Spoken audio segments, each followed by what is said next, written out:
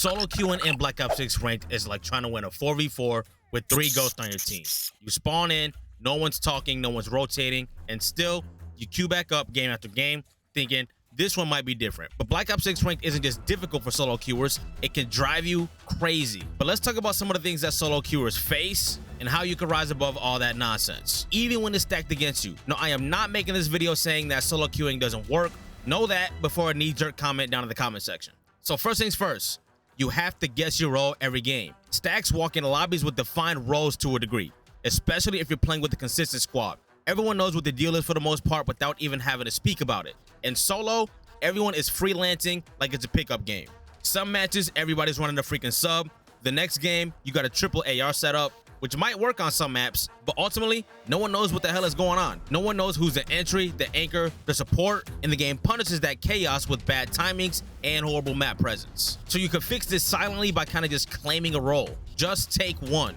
Be the anchor, the OBJ, the guy who rotates early, whatever the case may be. Don't wait for consensus. Your team will unconsciously start to build structure around you. After solo queuing for a few days here, that is something I noticed. Now, the next problem is it seems you can't build tempo, you just react. Stacks are able to set tempo. They decide when to push, when to slow down, when to go for a break. Now, solo players, you're always just reacting to the moment. Your plays happen after the enemy makes theirs, and that half-second delay makes you feel late to everything. Now, rise above this by start playing more like a chess player, not a boxer. Think 2 moves ahead, not just, should I rotate? Can I cut off the route and buy my team the spawn control? Whatever the case may be, once you set the pace, the map bends around you, not the other way around. Everything in this video may or may not be more difficult than it sounds to pull off. And another thing is the spawn system punishes your chaos as well. The Black Ops 6 spawns heavily favor structure. If your squad is randomly scattered, you'll get thrown into back alleys and long routes all game. Especially if you're playing a map like Red Card or Rewind, you will have an extremely hard time trying to get things executed here. If you're not executing spawn manipulation efficiently, it's wraps. You will be punished for being disorganized. And in solo queue, that's 90% of your matches. Now, a solution to this is don't chase kills, shape spawns. Quietly position yourself to block flips. At this point, the kill starts to become a byproduct. Even if your team doesn't help, they will definitely benefit from you doing what you're supposed to be doing. And suddenly, you're the reason why they are spawning where they should. And if you ask me, that's damn near half the battle in Black Ops 6 rank play. And next, you can't rely on micro synergy. Sometimes stacks win fights they shouldn't win just by rocking together on the map. Trade is smart, stack at the point of control, and a whole lot of other reasons that may or may not matter. In solo queue, you make the perfect child and your teammate scurries away like they're freaking scared. No trades, no help, just you left fighting for your freaking life. Now, ultimately, that is some of the most frustrating shit ever in any shooter game, not even just Call of Duty. But you do kind of have to adapt.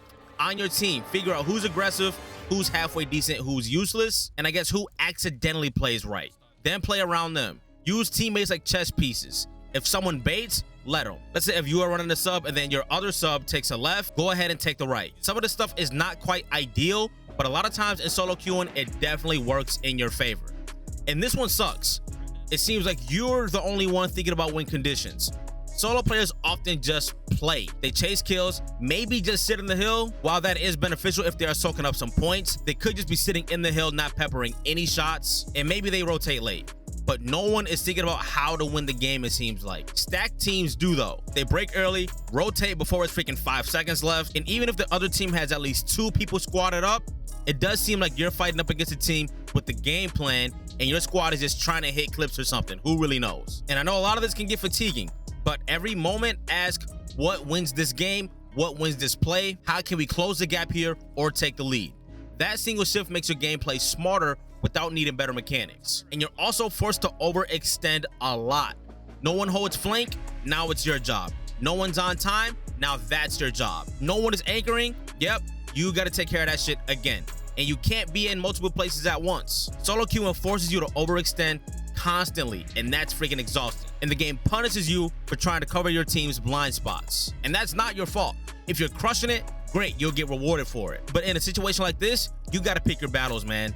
Let a mistake happen once, then cover it the second time, but only if it's high impact. You can't plug every hole, no diddy, but you can play smart enough to keep the ship floating. And next, you start emotionally disengaging, and that's a trap. You lose so many winnable games in solo queue that eventually you just stop giving a fuck. You move like a ghost, minimal effort, just queue in the queue, and I get it. I uploaded a couple of videos last week and mentioned that I never solo queue. And it's for this reason right here. And this is a major issue. Disengaging makes your awareness drop. Your reactions are slow, your edge starts to fade. It seems like you get punished even for a mental decline, even harder than mechanical mistakes. So try to rise above all the bullshit, care about the match, even if your team doesn't. You don't have to motor mouth callouts every fight, but the second you check out mentally, you're not getting better. You're just making things even more difficult for yourself, and you'll probably be drained. And next, every map feels like a different game. When you're solo, you don't just queue into different players. You queue in entirely different games depending on the situation. And it seems like no matter what division you're in, no one knows heal rotations. I've been in solo queue lobbies with Crim players, and they're laying prone on their belly at P3 when it's time to rotate to P1, and there's nobody over there. Every single situation just feels like a start from scratch, and not in a good way. But what you can do is build your own map book. Have your personal default openers, power spots, and high impact moves. Once you control your slice of the map, the rest of the chaos becomes easier to predict and influence. And we mentioned the mental fatigue a couple of times throughout the video, but you burn mental energy faster than you would than if you were a stack while solo queuing. Stacks can focus on their job or their role. You as a solo queue, you're coaching, you're playing, adapting, IGLing, anchoring, solo breaking all at once. And just saying all that gave me a headache. That's why you feel exhausted after 3 games. You're not washed, or whatever the term is you want to use, you're just freaking burnt out. Now try to simplify your mental here. Create habits like, if I spawn out, rotate. If I die off a break, go cut. This autopilot frees up your brain for those real decisions. It keeps you sharp just a little bit longer. And also, you can't hear bad comms or anything really. Let's keep it a stack because someone with the busted mic is yelling at you like the freaking Trent twins. Another guy's playing music, clearly not even caring about the game. And you hear broken smoke detectors through PS5 controller microphones. Now at that point, you don't have a solid audio baseline. And that matters way more than people think.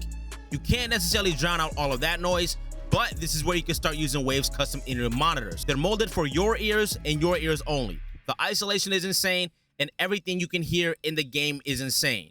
Footsteps, even when somebody has ninja, reload haptics, you name it, you can probably hear it without needing a full comm stack. It's subtle, but it helps you win way more 1v1s, especially in Search and Destroy, than you think. I've been saying it feels like cheating in the audio department, but I hate cheaters so freaking much. We'll just say it makes it feel like you have a sixth sense. Click the first link down in the description and use code NERV7 NRVS7 for 10% off any purchase at checkout. Now, Black Ops 6 solo queuing isn't just hard, it can wear you the fuck down.